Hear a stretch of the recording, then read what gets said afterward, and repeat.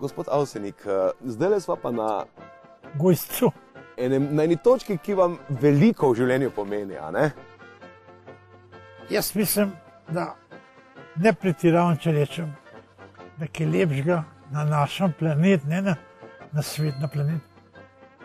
Jaz še nisem videl, pa sem ogromno prevažal, Dolomite, Avstrijo. Se boste videli, kako je to nekaj lepega. Potem sem se pa spomnil na mojo staro mamo. Ja. Je rekla, a veš, da Bog tebe gleda skozi ta velik ok. In kdo se zgleda? Se nas je danes res usmilo, a ne? Ja. 60 let vaše glasbe letos praznujemo. V teh 60 letih se vam je nabralo nič koliko spominov. Je to, da bi težko rekel, kateri. Jutri bom rekel, Današnji. Zmeraj vas življenje pelje naprej. Ja. In ste še zmeraj izredno aktivni. Tudi v glasbi, a ne? Ja, ker sem prevzel eno nalogo za mojega vnuka Sašata. Še naprej delam vse kompozicije, ki rab, brat Vilko pa še naprej anžira. Tako da je glasbena pot ostala taka, ki bo včasih.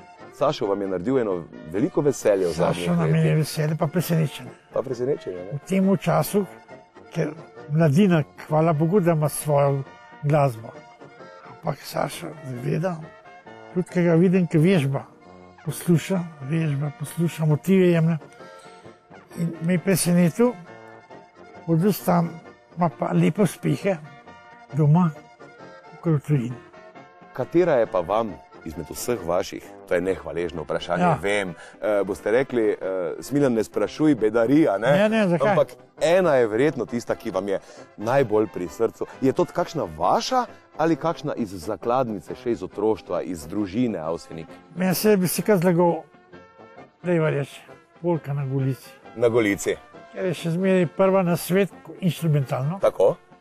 In da sem pa kar lahko vesel. Te ne bo prehitel nihče.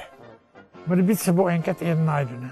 Vam je bilo kdaj žal za kakšno reč, ki ste jo v življenju počeli, ne samo v glasbi, v življenju nasploh, pa ki bi jo zdajle pozabili najraje? Ja, vse sorte se dogajajo, in kaj nisem ga sebi kritiziral. Ne. Hvala Bogu, da se vse dobro steklo.